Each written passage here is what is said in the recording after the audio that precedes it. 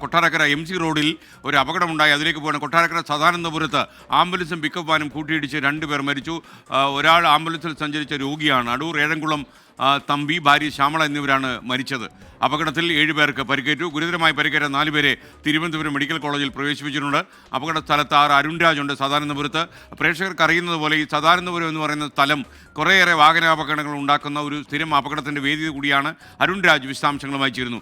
അരുൺരാജ്, ഒരു സുപ്രഭാതം പറയാൻ കഴിയാത്ത രീതിയിലുള്ള അപകടമാണ് അവിടെ ഉണ്ടായിരിക്കുന്നത്. രോഗിയുമായി പോയ ആംബുലൻസാണ് അപകടത്തിൽപ്പെട്ടത്. വിവരങ്ങൾ പറയൂ.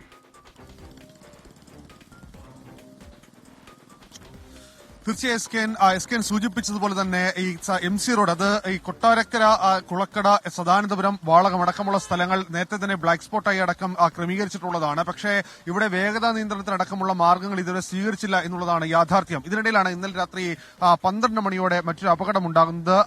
അടൂർ താലൂക്ക് ആശുപത്രിയിൽ നിന്ന് തിരുവനന്തപുരത്തെ സ്വകാര്യ ആശുപത്രിയിലേക്ക് പോവുകയായിരുന്ന ആംബുലൻസ് എതിരെ വന്ന പിക്കപ്പ് വാനുമായി കൂട്ടിയിടിക്കുകയായിരുന്നു. ഈ പിക്കപ്പ് വാനുമായി കൂട്ടിയിടിച്ചതിന് തൊട്ട് പിന്നാലെയാണ് അത് നിയന്ത്രണം വിട്ടാണ് കൂട്ടിയിടിച്ചതെന്നാണ് ദൃക്സാക്ഷിയടക്കം വ്യക്തമാക്കുന്നത്. ഈ ആംബുലൻസിനുള്ളിൽ ഉണ്ടായിരുന്ന രോഗിയായ തമ്പിയുടെ ഭാര്യ ശ്യാമള എന്നിവരാണ് നിലവിൽ ഇപ്പോൾ മരിച്ചിരിക്കുന്നത്. സംഭവത്തിൽ ഗുരുതരമായി പരിക്കേറ്റ 4 പേരെ തിരുവനന്തപുരം മെഡിക്കൽ കോളേജ് ആശുപത്രിയിൽ പ്രവേശിപ്പിച്ചിട്ടുണ്ട്. ഈ പിക്കപ്പ് വാനിലെത്തിയവരാണ് ഇതിൽ ഗുരുതരമായി പരിക്കേറ്റത് എന്നുള്ളതാണ് നിലവിൽ പോലീസിൽ നിന്ന് വ്യക്തമാക്കുന്നത്. എന്തായാലും സംഭവത്തിൽ പോലീസ് ഇപ്പോൾ അന്വേഷണം ആരംഭിച്ചിട്ടുണ്ട്. നമുക്ക് ഈ ദൃശ്യങ്ങൾ കാണാം. ഈ എതിരെ വന്ന വാഹനം, അതായത് ഈ കൊട്ടാരക്കര സൈഡിൽ നിന്നാണ് ഈ ആംബുലൻസ് എത്തുന്നത്. ഇത് കൊട്ടാരക്കരയിൽ തിരുവനന്തപുരത്തേക്ക് പോകുന്ന ഭാഗമാണ്. ഇവിടെ ഒരു കർവാണ്. ഈ കർവിലേക്ക് എത്തുമ്പോൾ സമയത്ത് എതിരെ വന്ന പിക്കപ്പ് വാഹനം അത് ശരിയായ ദിശയിലായിരുന്നു. പക്ഷേ ഈ ആംബുലൻസിന്റെ നിയന്ത്രണം വിടുകയും ഈ പിക്കപ്പ് വാനിൽ കൂട്ടിയിടിക്കുകയുമായിരുന്നു. ഈ സ്പോട്ടിൽ വെച്ച് തന്നെ തമ്പിയുടെ മരണം സ്ഥിരീകരിച്ചു എന്നുള്ളതാണ് ഈ ദൃക്സാക്ഷികൾ വ്യക്തമാക്കിയത്. എതിരെ വന്ന മറ്റു വാഹനങ്ങളിലുള്ളവരാണ് ഇവരെ ആശുപത്രിയിലടക്കം പ്രവേശിപ്പിച്ചത്. ഇപ്പോൾ തന്നെ കാണാം ഈ വാഹനം, ഒരു KSRTC വാഹനം അടക്കം വരുന്നത് ഈ റോഡിന്റെ മറു സൈഡിലൂടെയാണ്. അത്രത്തോളം ഈ വാഹനം, ഈ കർവ് പാസ് ചെയ്യുന്ന സമയത്ത് വാഹനങ്ങൾക്ക് കടന്നു വരേണ്ടി വരും. അത്ര ഒരു മോശം, അല്ലെങ്കിൽ ആ റോഡിന്റെ ഘടന പോലും അത്തരത്തിലാണ്. ഇത് തുടർച്ചയായ അപകടം ഉണ്ടാകുന്നു എന്നുള്ളതാണ് ഏറ്റവും പ്രധാനപ്പെട്ട പ്രശ്നങ്ങളിലൊന്ന്. എന്തായാലും സംഭവത്തിൽ ഇപ്പോൾ കൊട്ടാരക്കര പോലീസ് കേസെടുത്ത് അന്വേഷണം ആരംഭിച്ചിട്ടുണ്ട്.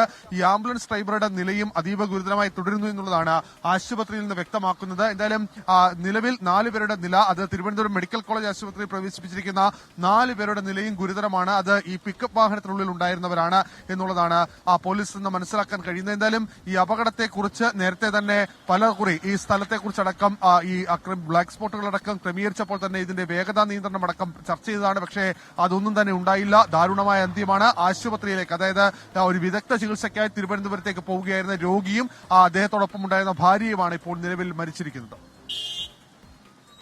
ഓക്കെ, അരുൺരാജാണ് വിവരങ്ങൾ നൽകിയത്. കൊട്ടാരക്കര സദാനന്ദപുരത്ത് MC റോഡിൽ വാഹനാപകടമുണ്ടായി. 2 പേർ മരിച്ചു. രോഗിയുമായി പോയ ആംബുലൻസാണ് പിക്കപ്പ് വാനിൽ കൂട്ടിയിടിച്ചത്. 4 പേരെ ഇപ്പോൾ ആശുപത്രിയിൽ പ്രവേശിപ്പിച്ചിട്ടുണ്ട്. 2 പേർ മരിച്ചു. ഇത് ഒരുപാട് അപകടങ്ങൾ ഉണ്ടാക്കുന്ന ഒരു സ്ഥലമാണിത്. ഈ കർവ് എന്ന് പറയുന്ന സ്ഥലത്ത് ഒരുപാട് അപകടം ഉണ്ടായിട്ടുണ്ട്. സദാനന്ദപുരത്തിന് അപ്പുറം മാറി ഒരു സ്ഥലവും ഇതുപോലുള്ള അപകടം ഉണ്ടാക്കിയിട്ടുണ്ട്. ഒരുപാട് അപകട സൂചനകൾ നൽകുന്ന ബോർഡുകളൊക്കെ അവിടെ സ്ഥാപിച്ചിട്ടുണ്ടെങ്കിൽ പോലും ഈ അപകടങ്ങൾ അവിടെ ഒരു സാധാരണ കാഴ്ചയായിരുന്നു. റോഡിൻ്റെ നിർമ്മാണത്തിൽ എന്തെങ്കിലും ശാസ്ത്രീയമായ പിഴവുകളുണ്ടോ എന്ന കാര്യം കൂടി പരിശോധിക്കണം. കാര്യം ഒരുപാട് പേർ ഈ റോഡിൽ പൊലിയുന്നു എന്നുള്ളതാണ്, അവരുടെ ജീവനുകൾ പൊലിയുന്നു എന്നുള്ളതാണ്. രാവിലെ തന്നെ ഇന്നലെ രാത്രി 12 മണിക്കാണ് ഈ സംഭവം രാവിലെ പ്രഭാത വാർത്തയിൽ ഉൾപ്പെടുത്തി. അപ്പം നമുക്ക് ഈ മോർണിംഗ് വാക്കിനിടയിൽ ആ വാക്കിൻ്റെ സുഖമൊക്കെ നശിപ്പിച്ചുകൊണ്ട് നമുക്ക് ഈ ഇത്തരം അപകടത്തിൻ്റെ വാർത്ത വരുന്നു. റോഡിൽ ജീവനുകൾ പൊലിയാതിരിക്കട്ടെ.